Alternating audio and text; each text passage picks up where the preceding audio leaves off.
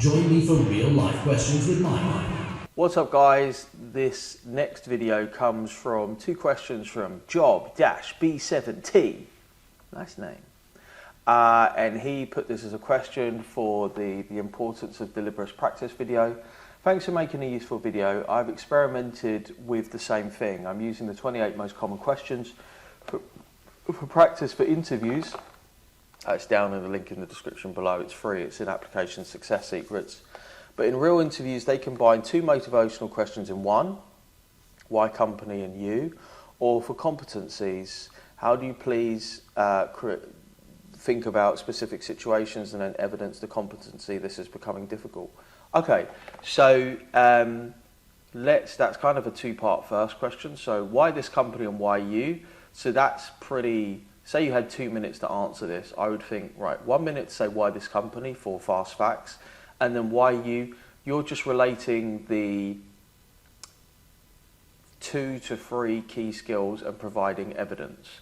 Evidence is simply basically thinking, where can I clearly show that I have this skill? So where can I show that I demonstrated numerical ability?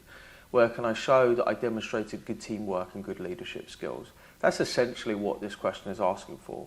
Now, thinking about competency questions more in general, a few things to say about this, which comes up really regularly.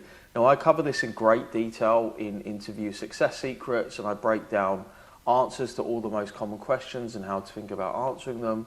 So it's a really sort of step-by-step playbook. But basically, you don't need to think of loads and loads of work examples.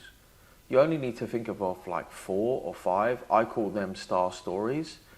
And the way that I explain this, there's a sort of large worksheet which I walk people through. But the worksheet kind of begins by saying, think about being at a party and a guy, a woman comes over and sits next to you, and they are your absolute work idol.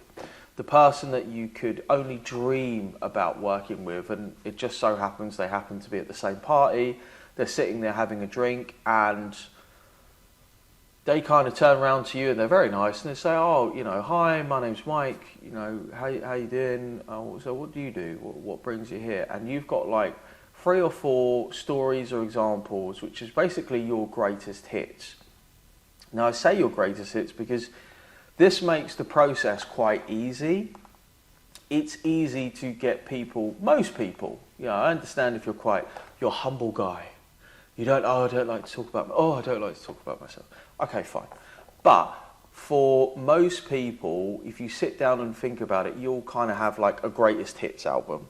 So these are all the really good things that you did. It could be from your work, from your extracurriculars, from your studies. It could be just something that you went through personally, like overcoming an illness, traveling to study in a different country, that you think, dude, like that helped me to level up as a human, and I would share that with you. Now, the reason why you only need 3 or 4 is because you can match them up to different skills pretty easily. People don't struggle to answer competency or skills-based questions because of their skill. Most people know what good teamwork is. Most people know what good interpersonal skills are, resolving conflict. What people get caught out by is the examples and trying to think of, you know, they've got a script and they've found 27 potential questions they get asked. And then they get to like question 7 and they're like, oh my God, I can't think of any more good examples. Why do you need to? In a real interview, you're going to get asked 6, 7, 8 questions max. If you think that the average interview is 20 to 30 minutes long. So therefore, you only really need 3 to 4 examples, maybe 5, depending upon the questions that you're getting asked. And yes, you can repeat yourself. If you were somebody who had only ever had one job, then you're going to talk about that job over and over again. You can just pick different examples within that context. The second question is, and with unexpected questions like recent news, how do you in your current job preparing for like jobs for finance and audit keep up to date with industry news? Couldn't be easier. Just use Google. So just type audit industry news, tax industry news, banking industry news. Subscribe to a newsletter. Find somebody that you find interesting. You could subscribe on Twitter. You could subscribe through Substack. Like, it's never been so easy. When people say that they struggle to find industrial news, I'm like, really? Have you not heard of the internet? And just find one source of information that suits your level of knowledge. Some people want to watch Bloomberg. They want to have like the free TVs going on in the background with CNBC. Most people don't.